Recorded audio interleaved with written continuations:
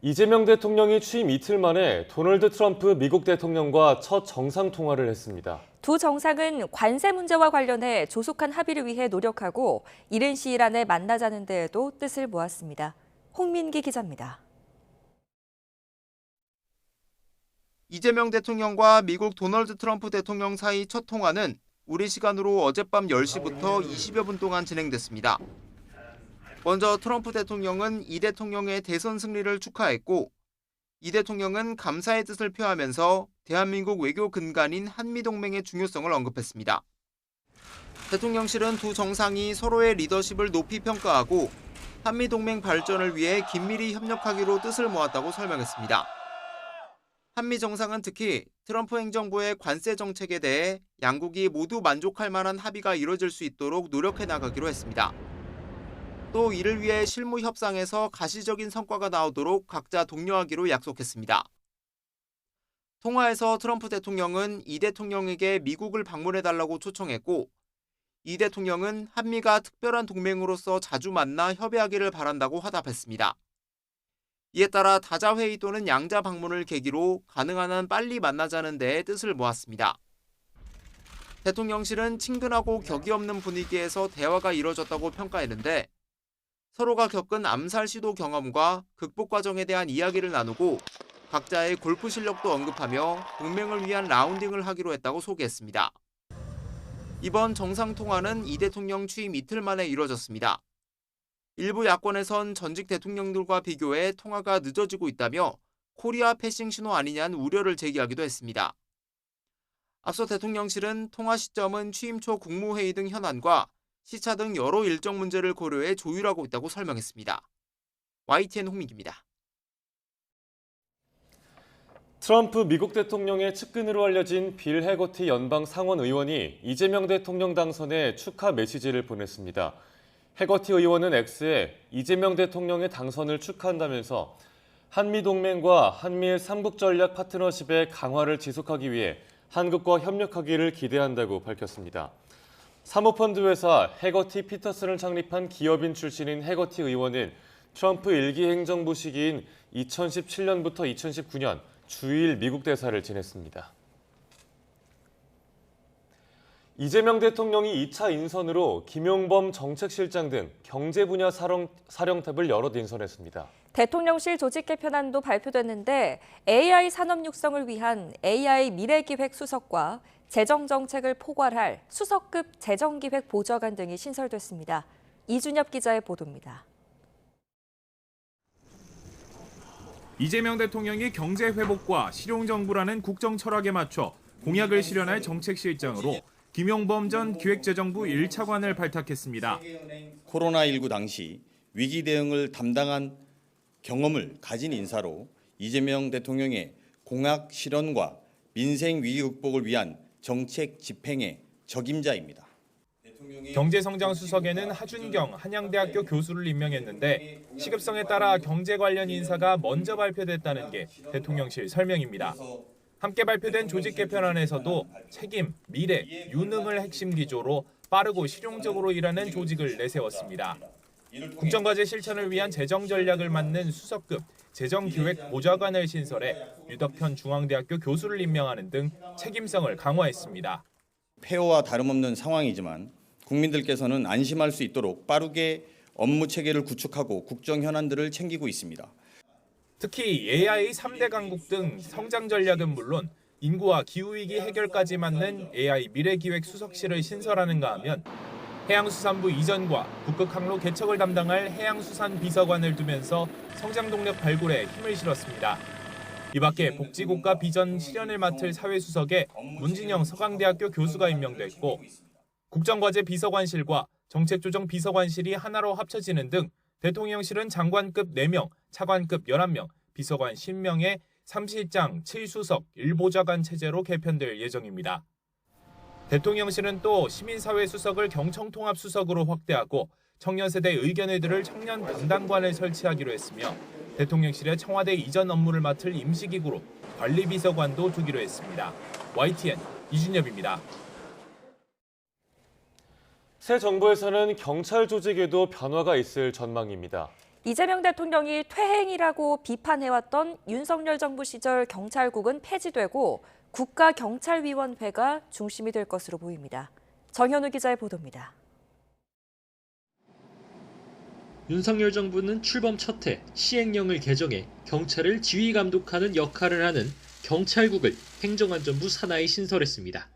검경 수사권 조정으로 1차 수사권과 종결권을 갖게 된 경찰에 대한 민주적 통제가 필요하다는 등의 이유였습니다. 행정안전부 내에 치안감을 부서장으로 하는 경찰국을 신설하겠습니다. 경찰 내부에선 정치적 중립성과 수사의 독립성이 훼손될 수 있다며 불만이 터져나왔고 삭발 릴레이에 더해 사상 첫 전국 경찰서장 회의까지 열렸습니다. 당시 야권도 경찰 장악 시도라며 반대했는데 이재명 대통령도 마찬가지였습니다. 법과 또 그 상위 규범인 최상위 규범인 헌법을 위반해서 정부 조직법에 없는 지금 경찰국을 만들겠다. 이런 진통 끝에 탄생한 경찰국은 초대 수장인 김순호 국장이 노동운동을 하던 동료들을 밀고 해 경찰로 특채됐다는 의혹으로 또다시 논란에 휩싸였습니다. 저 사퇴 주장 계속되는데 사퇴하실 생각 있으신가요? 이제 새 정부가 출범하면 경찰국은 폐지될 전망입니다. 이재명 대통령은 공약집을 통해 경찰의 중립성 확보를 위해 경찰국을 없애겠다고 예고했습니다. 대신 국가경찰위원회를 실질화해 경찰에 대한 민주적 통제를 강화하겠다고 밝혔습니다. 현재 국가경찰위원회는 위원장을 포함한 위원 7명으로 구성되며 경찰의 주요 정책과 업무를 심의 의결하는 등의 역할을 하는데 윤석열 정부에선 경찰국에 밀려 유명 무실해졌다는 지적이 이어졌습니다. 그동안 위원회를 중앙행정기관급으로 승격시키는 방안과 경찰청장 등 경찰 고위직에 대한 임명 제청 권한을 갖게 하는 방안 등에 대한 논의가 이어졌는데 새 정부가 내놓을 구체적인 실질화 방안에 관심이 모아지고 있습니다. YTN 정윤우입니다.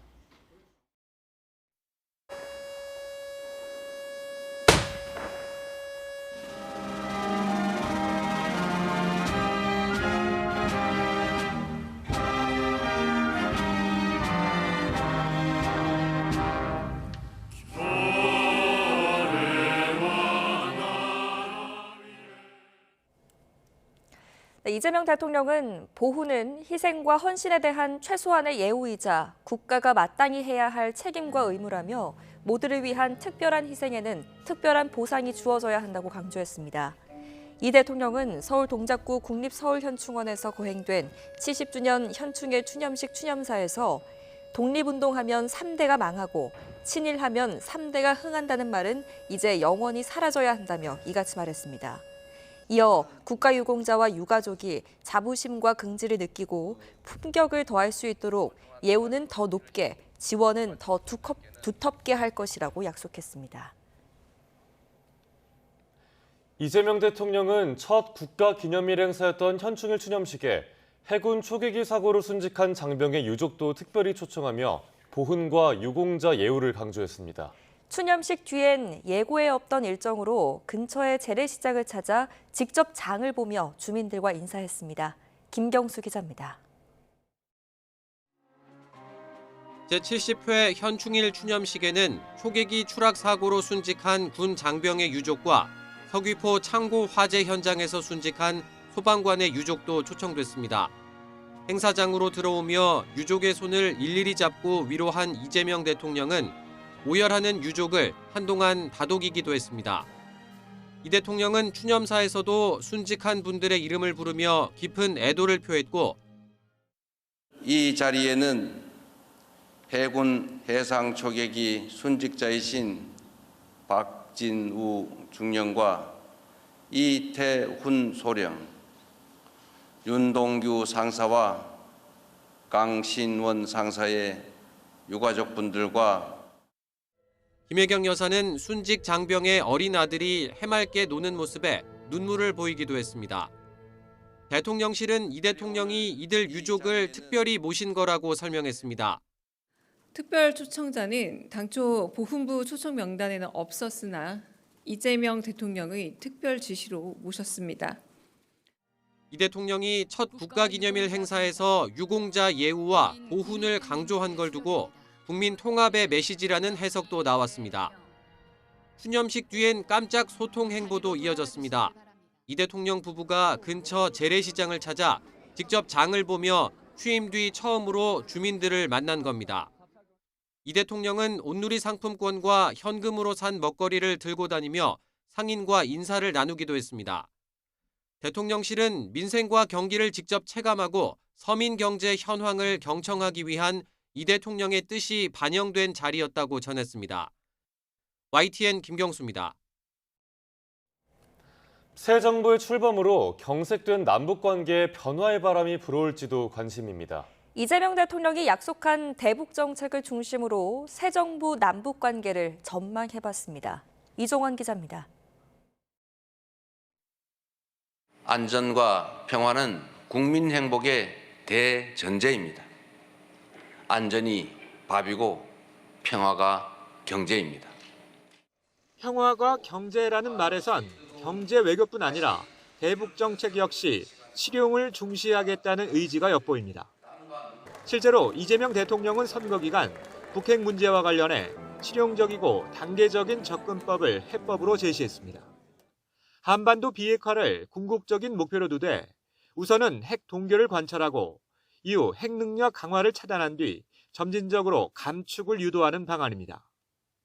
남북은 물론 미국과 중국도 참여하는 4자 협의체나 일본과 러시아까지 아우르는 6자 협의를 가동해 동북아 평화 협력을 추구한다는 장기적인 비전도 내놨습니다.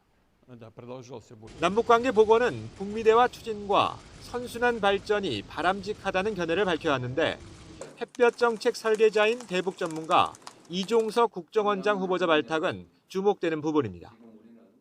북핵과 북한의 군사 도발에 대응하되 북한과의 소통 창구를 열고 대화 협력을 통해 한반도 평화를 구축해 나가겠습니다. 관건은 김정은 국무위원장의 호응 여부입니다. 북한은 2023년 말 남북 관계를 적대적 두 국가로 선언한 뒤 통일을 지향하는 동족이 아닌 다른 나라로 규정하고 연락 채널을 모두 끊었습니다. 이번 남측 대선 소식도 일절 전하지 않다가 이 대통령 취임 하루 만에 관련 소식을 대내외 매체에 실긴 그마저도 단 2줄에 불과했습니다. 북한판 헤어질 결심을 확실히 했기 때문에 빠른 속도의 남북관계 회복으로 가지는 못할 거다. 간다고 하더라도 일종의 외교관계로 북한이 나설 가능성이 있거든요. 김대중, 노무현, 문재인, 역대 진보 정권 전직 대통령들은 예외 없이 남북 정상회담을 성사시켰지만 그 성과에 대한 평가는 엇갈립니다. 실용을 표방한 이재명 정부의 대북 정책이 어떤 성적을 받게 될지 이제 시동을 걸고 있습니다. YTN 이종원입니다. 다수 의석을 안고 집권 여당이 된 더불어민주당이 새 정부 초기 공언했던 개혁 법안들을 선별적으로 처리하고 있습니다. 특히 이재명 대통령 재판에 영향을 줄 입법에는 신중한 모습입니다. 나혜인 기자입니다. 민주당은 대선 뒤 처음으로 열린 국회 본회의에서 특검법 3개와 검사징계법 개정안만 처리했습니다.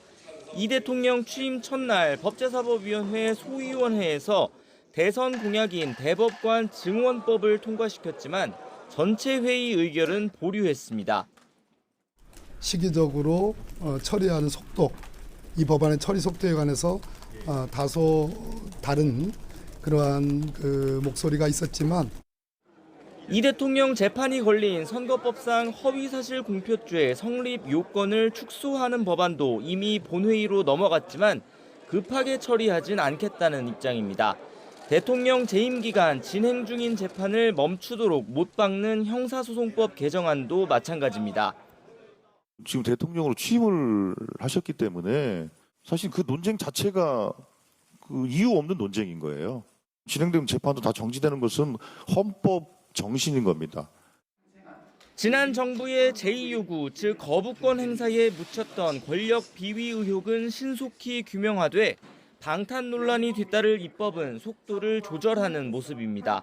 검찰개혁과 사법개혁 법안을 대하는 온도차도 느껴집니다. 헌정 질서를 유린한 내란 세력을 엄하게 단죄할 것입니다. 땅에 떨어진 검찰의 신뢰를 회복할 검사징계법도 국민의 뜻을 받들어. 하지만 당장 대선 전 연기됐던 이 대통령의 선거법 사건 파기환송심 공판이 오는 18일로 다가오면서 현직 대통령 재판 문제는 다시 불거질 전망입니다. 헌법상 불소추 특권에 진행 중인 재판도 포함되는지 사법부의 판단은 아직 나오지 않았습니다. 선거 기간 조희대 사법부와 강하게 충돌했던 민주당이 잠시 숨고르기에 들어간 건 대통령이 된 피고인의 재판을 어떻게 진행할지 지켜보고 대응해도 늦지 않다는 판단도 깔린 걸로 보입니다. 대법관 증언이나 헌법재판 대상에 법원의 판결을 추가하는 재판 소원 같은 카드를 쥐고 당분간 사법부 기류를 주시할 거로 보입니다. YTN 나인입니다. 국민의힘 안팎에선 선대위 해단식에서 쇄신을 강조한 김문수 전 후보의 당권 도전 가능성이 제기되고 있습니다. 탄핵 국면에서 40%대 득표로 선방을 했다는 게 정치적 명분이 되는 모양새인데요. 대선 패배의 책임론도 적지 않아 치열한 당권 투쟁이 예상됩니다. 강민경 기자입니다. 대선 패배 다음 날 김문수 전 장관은 관악산에 올라 턱걸이를 하고 대형 훌라후프를 돌렸습니다. 운동 영상을 공개한 김재원 전 비서실장은 체력적 번제함을 과시하려는 듯 74살 김 전 장관 앞에 열혈 청년이란 수식어를 붙였습니다. 이어진 선대위 해단식에서도 김 전 장관은 대선 패배 책임론에 방점을 찍던 과거 후보들과는 다른 메시지를 냈습니다. 후보 교체 파동을 자초한 당을 작심 비판하며 내부 민주주의 시스템부터 재구축해야 한다고 목소리를 높인 겁니다. 민주주의는 아직 숨을 못 쉬는 당이다. 이런 점에서 깊은 성찰과 개혁이 필요하다고 저는 생각합니다. 정치권에선 김 전 장관이 쇄신을 고리로 당권에 도전할 가능성이 제기됩니다.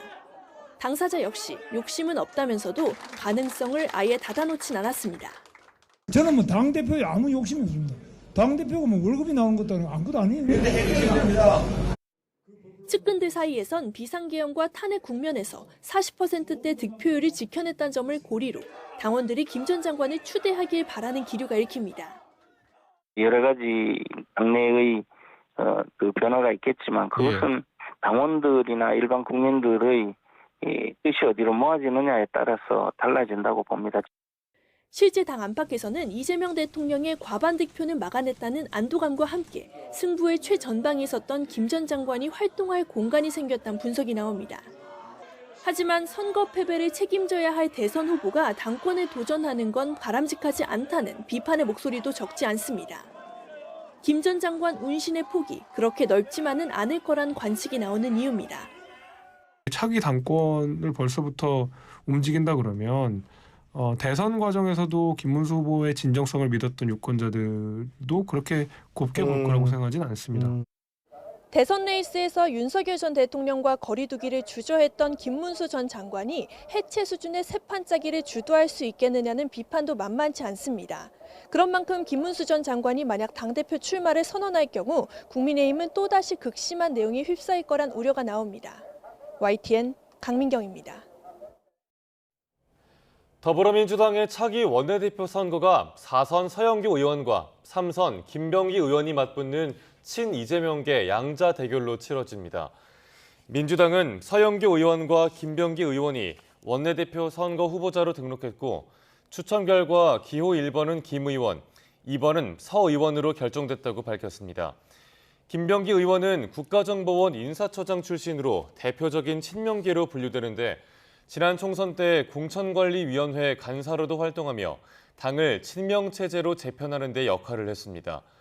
서영교 의원은 원내 수석 부대표와 국회 행정안전위원장을 지낸 여성 중진 의원으로 이재명 1기 지도부 최고위원을 지내면서 역시 대표적인 친명계로 분류됩니다. 민주당 차기 원내대표는 권리당원 온라인 투표와 국회의원 투표를 거쳐 오는 13일 선출됩니다.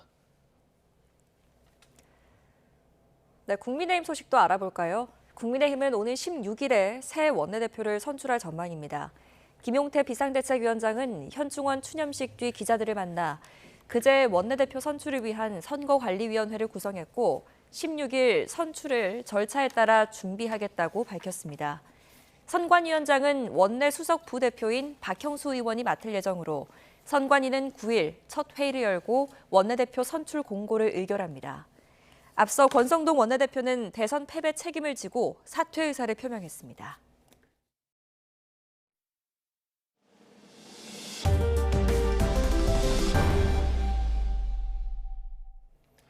대선 막바지 댓글 조작 의혹이 불거진 보수 성향 교육단체 리박스쿨에 대해 경찰이 압수수색을 벌이며 본격적인 수사에 착수했습니다.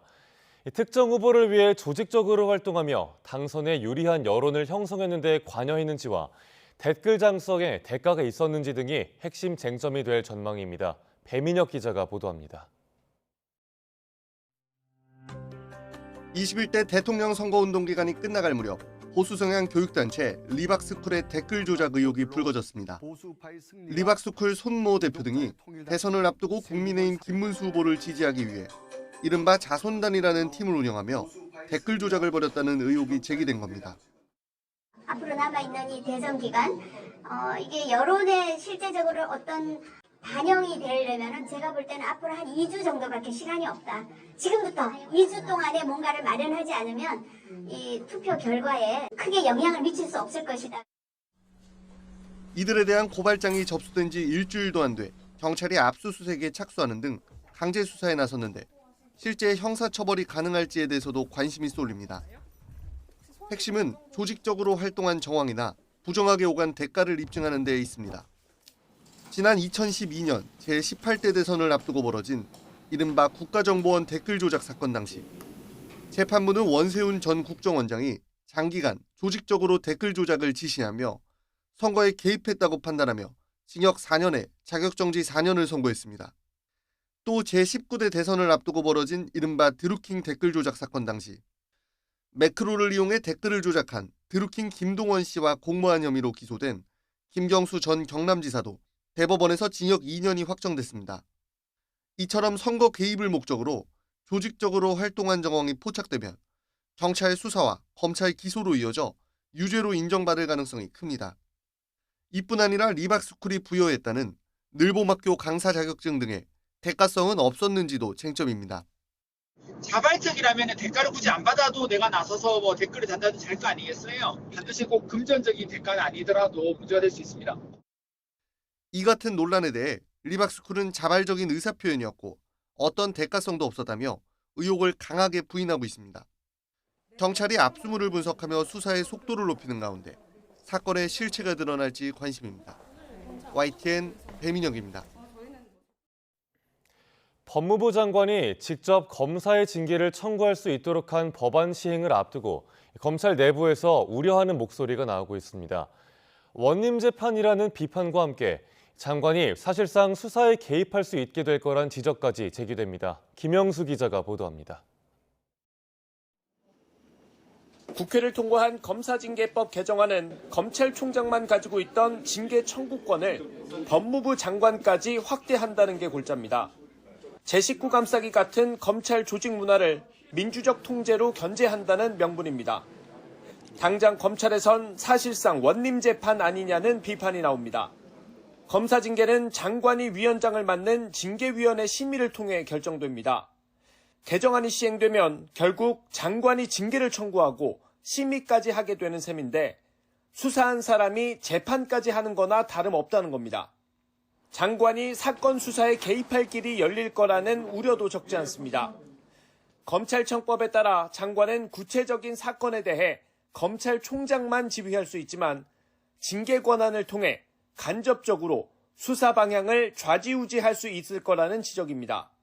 판사 출신 한 변호사는 검찰의 과도한 권력은 조정이 필요하다면서도 검찰의 경우 정치적인 수사 때문에 논란이 많았는데 되레 정치권의 입김이 들어갈 수 있도록 역행하는 것 같다고 우려했습니다. 이재명 대통령이 법안을 공포하는 즉시 검사징계법 개정안은 시행될 예정인데 실제로 새 정부 장관이 검사의 징계를 청구할 경우 파장이 더 커질 걸로 예상됩니다. YTN 김영수입니다. SPC 삼립 시화 공장에서 일하던 노동자가 기계에 끼어 숨진 사고와 관련해 법원이 압수수색 영장을 3차례 기각한 사실이 알려지면서 논란이 되고 있습니다. 관계기관 내부에서도 이례적이란 반응이 나옵니다. 김희영 기자가 취재했습니다.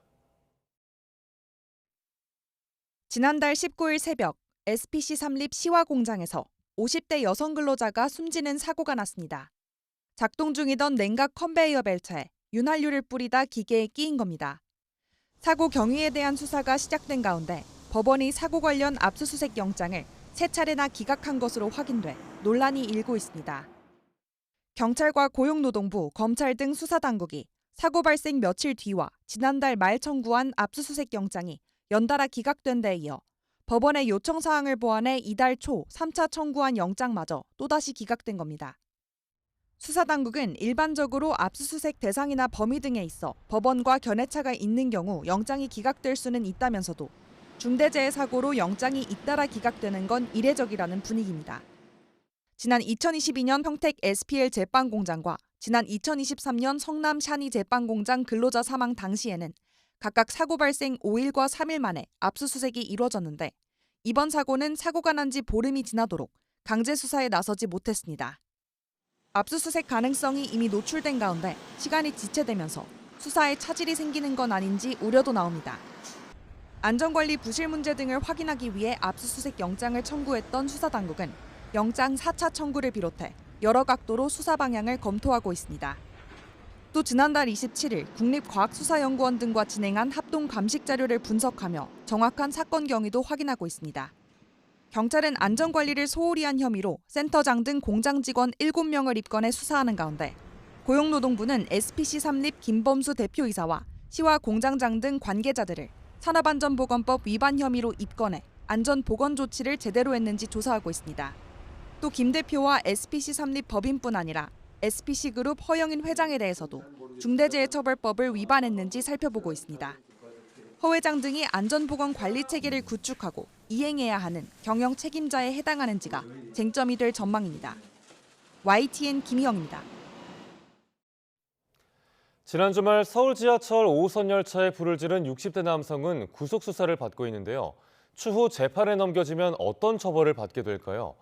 방화로 승객들을 살해하려고 했다는 고의성이 입증된다면 살인 미수 혐의까지 적용될 수 있다는 분석이 나옵니다. 김태원 기자입니다. 지난달 31일 서울 지하철 5호선 열차에서 휘발유를 뿌려 방화한 혐의로 구속된 60대 남성 A씨. A씨는 경찰 조사에서 이혼 소송 결과에 불만이 있어 불을 질렀다는 취지로 진술했습니다. 죄송합니다. 어떤 부분 불만이 있으셨습니까? 소송 결과 공론화하려고 범행하신 거. 네. A씨가 입건된 혐의는 현존전차 방화치상으로 사람이 머무르고 있는 건물이나 기차, 전차 등에 불을 질러 인명피해를 발생시켰을 때 적용됩니다. 우리 형법에서는 무기징역이나 5년 이상의 징역에 처하도록 규정돼 있습니다. 비슷한 사례로 지난 2014년 민사소송에서 패소하자 판결에 불만을 품고 지하철 3호선 열차 안에서 불을 질렀다가 기소된 조모 씨에게는 징역 5년이 선고됐습니다. 여기서 관건은 조 씨와 달리 A 씨에게는 살인의 고의성이 인정될지 여부입니다.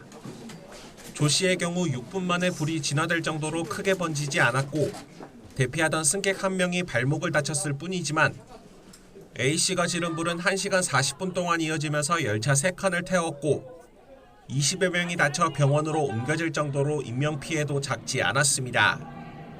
여기에 A 씨가 승객들을 숨지게 하려고 했다거나 사망에도 어쩔 수 없었다는 미필적 고의가 있었다면 살인미수 혐의까지 적용될 수 있다는 분석이 나옵니다. 사람들이 밀집한 지하철에서 불을 질렀는데 본인의 진술도 참고를 하지만 객관적으로 관찰되는 거에 기초해서 판단하거든요. 지난 2003년 대구 지하철 방화 참사로 340여 명을 숨지거나 다치게 한 박대하는 혼자 죽는 것보다 여럿이 같이 죽는 게 더 나을 것 같아 범행했다고 진술했는데 이후 재판에 넘겨져 무기징역을 확정받았습니다. YTN 김태원입니다. 학생 가족의 이딴 민원에 괴로워하던 교사가 숨진 사건에 대해 제주도 의원들이 교권 침해 방지 대책이 현장에서 제대로 운용되지 않는다고 지적했습니다. 도교육청은 교육 현장의 목소리를 반영해 실효성 있는 대책을 마련하겠다고 밝혔습니다. KCTV 제주방송 이정훈 기자입니다. 중학교 교사 사망 관련 긴급 현안 보고를 위해 열린 제주도의회 교육위원회 회의. 회의장에선 숨진 교사의 한 목소리로 애도의 뜻을 밝히면서도 제주도 교육청의 교권 보호책에 대해선 비판의 목소리가 터져나왔습니다. 특히 제주도 교육청의 통합 민원 대응팀 등 교권 침해 방지를 위한 대책들이 이번 사건 과정에 아무런 역할을 하지 못했다는 지적이 쏟아졌습니다.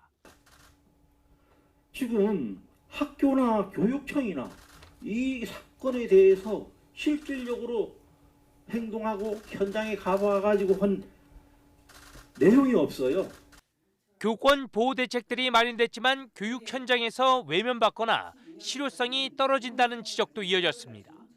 교원들의 개인정보 노출을 막기 위한 안심번호 서비스가 불편함 때문에 교사들로부터 외면받고 있지만 교육당국이 아무런 개선 없이 관행적으로 예산만 반영해왔다는 주장도 나왔습니다. 왜 불편했는지, 왜 외면받고 있는지 현장에 구체적으로 목소리를 들으려고 하는 노력이 부족했다. 본 의원은 그렇게 보여집니다. 보완 대책 없이 다시 또 1억 2천만 원이 그대로 관행적으로 편성되었습니다. 현안 보고 자리에서 신민철 행정부 교육감은 교육당국을 대신해 일어나서는 안 될 비극이 발생했다며 공식 사과했습니다. 그러면서 오는 12일까지 도내 모든 학교를 대상으로 학교 민원 현장 지원단을 운영해 교사들의 목소리를 반영한 실효성 있는 교원 보호 방안을 마련하겠다고 강조했습니다. 선생님들 여러 가지 어려움을 겪고 계시고 또는 일부 극단적 선택을 하시는 상황들이 있었던 부분에 대해서는 저희들도 상당히 참담하게 생각하고 교육청 입장에서도 여러 가지 선생님들을 보호하기 위한 여러 조치들을 충실히 수행하지 일부 못한 부분들이 있다는 점에서는 굉장히 아쉽게 생각합니다. 제주도 교육청이 이르면 오는 8월 발표할 교권 보호 방안으로는 민원 발생 시 교사들의 부담 완화와 정당한 교육활동 보장을 위한 방안 등이 담길 예정입니다. KCTV 뉴스 이정훈입니다. 다음 소식입니다. 미국 재무부가 지난해 11월에 이어 우리나라를 환율 관찰 대상국으로 다시 지정했습니다. 한미 간 통상협의 과정에서 미국 측이 환율 문제를 거론하며 압박을 가할 수 있다는 우려가 나오는 가운데 우리 정부는 미 재무부와 상시적 소통을 통해 환율 협의를 면밀히 진행하겠다는 입장입니다. 유환홍 기자입니다. 미국 도널드 트럼프 행정부가 의회에 제출한 보고서에서 우리나라와 중국, 일본 등 9개 국가를 환율 관찰 대상국으로 지정했습니다. 2023년 11월 환율 관찰 대상국에서 빠졌던 우리나라는 지난해 11월에 이어 또다시 환율 관찰 대상국에 포함됐습니다. 미 재무부는 한국의 경상수지 흑자가 지난해 GDP 대비 5.3%로 1년 전보다 1.8% 증가했는데 대미 무역 흑자가 주된 이유라고 지적했습니다. 또한 원화가 평가절하 압력을 받는 가운데 우리 외환 당국이 지난해 4월과 12월 두 차례 외환 시장에 개입해 GDP의 0.6%에 해당하는 112억 달러를 순매도했다고 밝혔습니다. 경상수지와 대미 무역 흑자라는 두 조건이 충족됐고 의도적인 것은 아니나 급격한 환율 변동에 따라 예외적으로 시장에 개입한 점을 문제로 삼았습니다. 이어 불공정한 환율 관행이 포착된 국가에 대해선 관세 부과를 권고할 수 있다고 경고했습니다. 스콧 베센트 재무장관도 계속해서 환율 관행에 대한 분석을 강화하고 조작국 지정에 따라 치러야 하는 비용을 늘리겠다고 강조했습니다. 트럼프 행정부가 상호관세 부과를 앞세워 통상 압력을 가하는 가운데 우리나라가 환율 관찰 대상국에 재지정되면서 파장은 작지 않아 보입니다. 상호관세 문제로 한미 간 2+2 통상 협의가 진행되는 상황에서 환율 문제를 거론하며 통상 압력의 수위를 높일 가능성이 크기 때문입니다. 이에 대해 기획재정부는 보도 참고 자료를 내고 우리 정부는 앞으로 미국 재무부와 상시적인 소통을 통해 환율 정책에 대한 상호 이해와 신뢰를 확대하겠다고 밝혔습니다. 또한 현재 진행 중인 한미 재무당국 간 환율 분야 협의도 면밀하게 진행해 불신을 해소할 계획이라고 덧붙였습니다. YTN 유환홍입니다. 트럼프 행정부가 알래스카를 보호구역에서 지정 해제하는 방안을 추진하는 등 본격적으로 알래스카 프로젝트 걸림돌 제거에 나섰습니다. 우리나라나 일본, 타이완 등을 향한 프로젝트 참여 압박 강도도 더 높아질 것이라는 전망이 나옵니다. 황혜경 기자입니다. 트럼프 대통령이 취임 첫날 행정명령에 서명한 알래스카 프로젝트는 북극권 가스전에서 추출한 천연가스를 1,300km 길이의 가스관을 통해 알래스카 남쪽으로 옮겨 액화한 뒤 수출하는 프로젝트입니다. 초기 추산만으로 약 450억 달러, 우리 돈으로 64조 원 이상이 필요한 프로젝트로 엑손모빌 등 미국 굴지의 에너지 기업들도 참여하려다 사업성이 불투명해 발을 뺀 사업이기도 합니다. 다만 알래스카는 전임 바이든 대통령이 보호구역으로 지정해 모든 시추 활동이 금지됐는데 트럼프 정부가 이를 해제하는 절차에 돌입하면서 우리나라나 일본, 타이완 등을 향한 투자 압박도 더 커질 거란 우려가 나오고 있습니다. 행정적 장애물 제거로 관세 협상 테이블에 프로젝트 참여를 올릴 가능성이 높아졌기 때문입니다. Where Japan, South Korea and other nations want to be our partner with investments of trillions of dollars each. 실제로 연방정부의 전폭적 지지를 등에 업은 알래스카 주정부는 최근 자신들이 개최한 알래스카 에너지 컨퍼런스에 한국과 일본, 타이완 정부 관계자를 초청했고 최종 관세 협상을 앞두고 미국과의 우호적 관계를 의식하지 않을 수 없는 정부는 고심 끝에 참관단을 파견했습니다. 미국 측은 이 자리에서도 알래스카 프로젝트 참여를 강권한 것으로 알려졌지만 사업성을 판단할 근거는 여전히 부족한 상황. 국위구선 실용주의 정부를 표방하고 나선 새 정부가 그간 결론을 내리지 못한 알래스카 프로젝트에 대해 어떤 묘수를 내놓을지 이목이 집중되고 있습니다. YTN 황혜경입니다. 트럼프 미국 대통령의 무역 참모인 피터 나바로 백악관 무역제조업 담당 고문이 일주일 안에 미중 무역 회담이 열릴 것으로 예상했다고 로이터 통신이 보도했습니다. 앞서 미중 양국은 지난달 제네바에서 열린 고위급 회담에서 90일간 무역 협상을 위해 상대국에 부과하던 100% 넘는 관세를 대폭 낮추는 데 합의했습니다. 하지만 그 뒤에도 중국의 대미 히토류 수출 통제와 미국의 대중국 반도체 관련 수출 통제 강화 등을 놓고 서로 갈등이 이어졌습니다. 한미 관세 협상 가늠자로 주목받는 미국과 일본의 5차 관세 협상이 현지 시각 5일 미국 워싱턴에서 시작됐습니다. 일본 측은 기존의 주장대로 미국 측의 상호 관세와 함께 자동차, 철강 등 품목별 관세를 모두 다시 검토해달라고 요구했을 것으로 보입니다. 이와 관련해 아사히 신문은 자동차 관세 철폐가 어려울 경우 미국 내의 자동차 산업에 대한 공헌도를 국가별로 추산해 이에 맞춰서 일정 정도 관세를 낮추는 방안을 제안했다고 보도했습니다.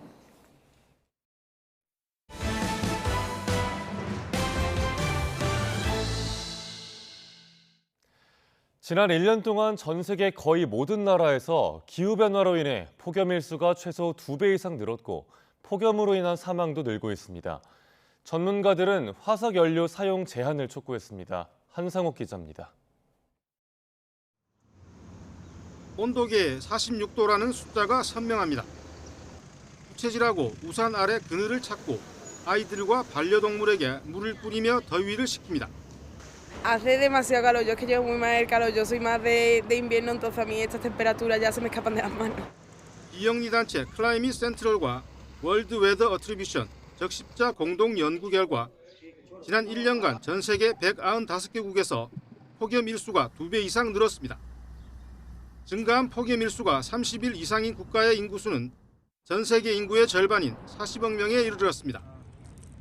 연구진은 최근 몇 년간의 폭염 사태는 인간이 일으킨 기후변화 없이는 사실상 발생할 수 없는 것들이며 해마다 수천 명이 온열 질환으로 숨지고 알려지지 않은 온열 관련 사망도 많다고 지적했습니다.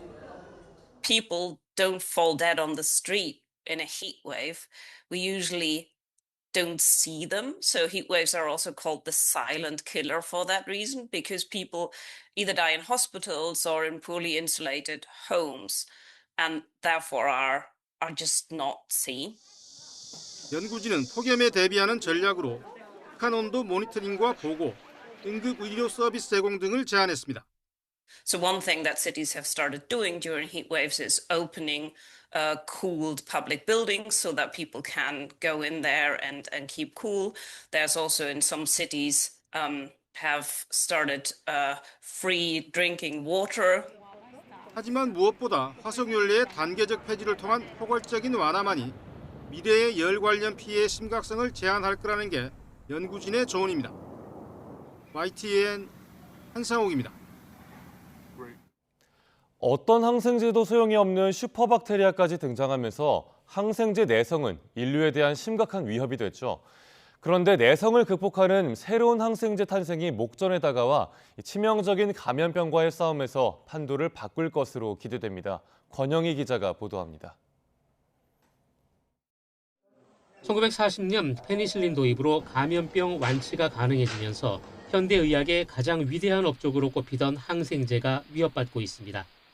항생제의 내성을 가진 박테리아들이 잇따라 출현하면서 사망률도 크게 높아졌습니다.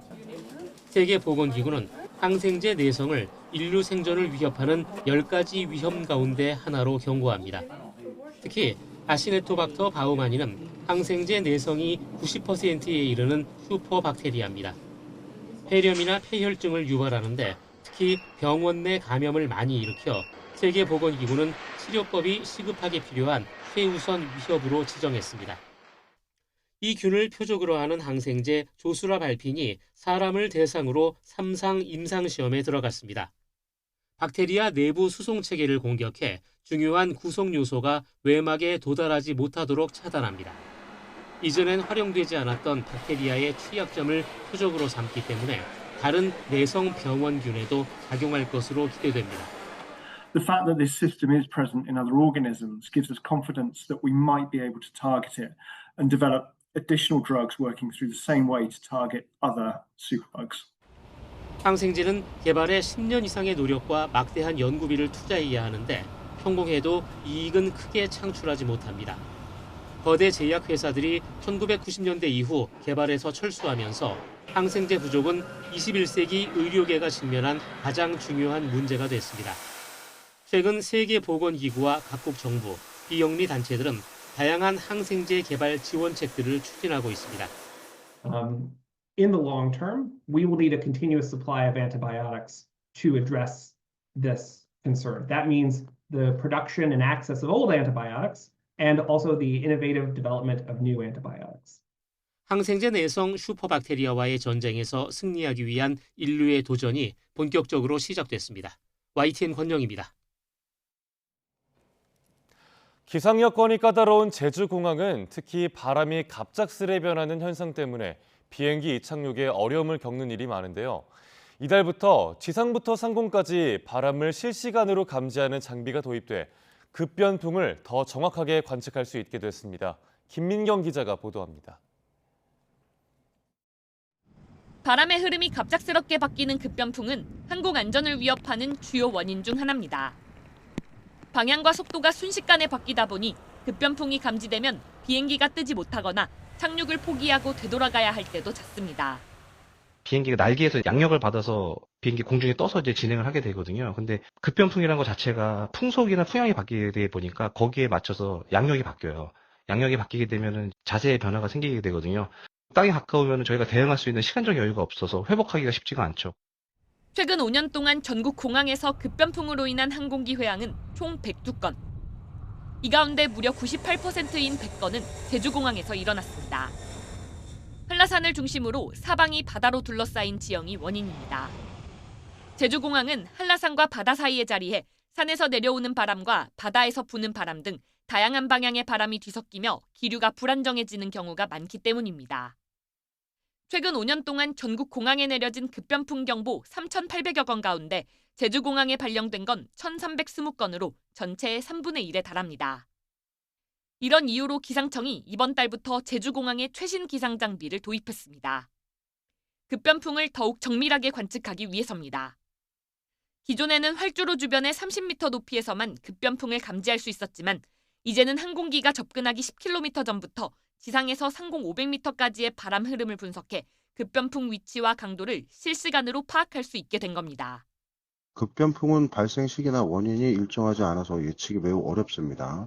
공항 기상 라이다는 바람의 방향과 세기뿐 아니라 급변풍의 발생 위치와 강도까지 실시간으로 파악할 수 있기 때문에 관제사에게 바로 정보를 제공할 수 있습니다.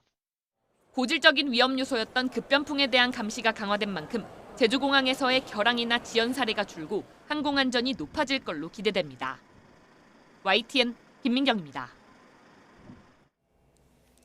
경남 산청에는 지리산 자락의 장단계곡 둘레길이 있는데요. 그동안 공개되지 않았던 구간에서 산청 방문의 해를 맞아 탐방 행사가 8년 만에 열렸습니다.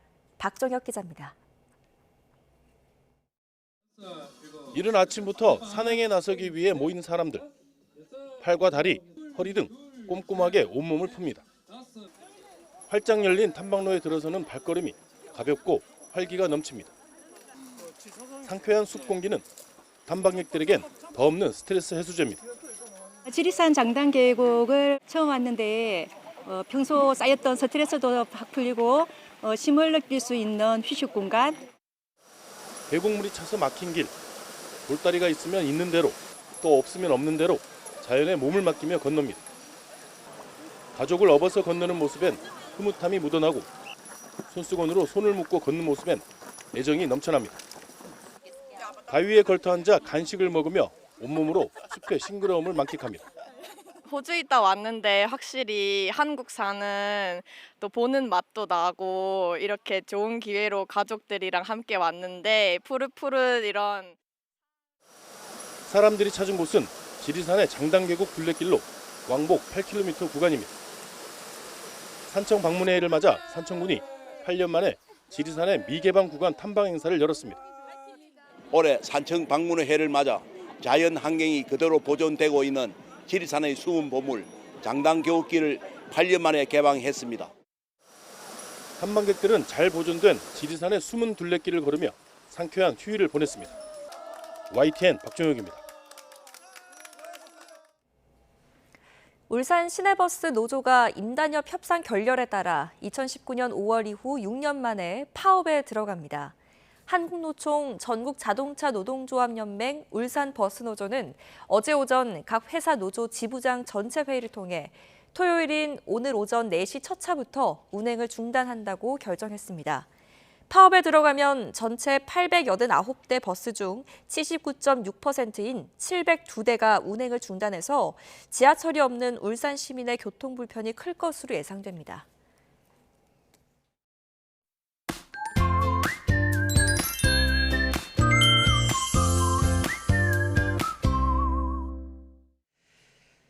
토요일인 오늘도 낮에는 반소매가 어울립니다. 오늘 서울의 낮 기온은 28도, 구미는 폭염주의보 기준인 33도까지 오르겠는데요. 아침 저녁으로는 선선하니까 겉옷 꼭 챙기시기 바랍니다. 오늘 경기 북부와 강원 중북부에는 비가 조금 오겠고 오후에 서울에도 빗방울이 떨어질 것으로 보입니다. 강원 북부 산간은 오후까지 강풍이 예상되니까 시설물 관리 잘 해주시기 바랍니다. 현재 기온 살펴보겠습니다. 현재 강릉이 24.7도, 포항이 21.3도, 부산은 20도 보이고 있고요. 낮 기온은 서울이 28도, 청주와 세종, 안동 30도, 대구가 31도까지 오를 것으로 보입니다. 다음 주에도 초여름 날씨는 계속될 전망입니다. 날씨였습니다. 뉴스타트 1부 마칩니다. 잠시 후 2부가 계속됩니다.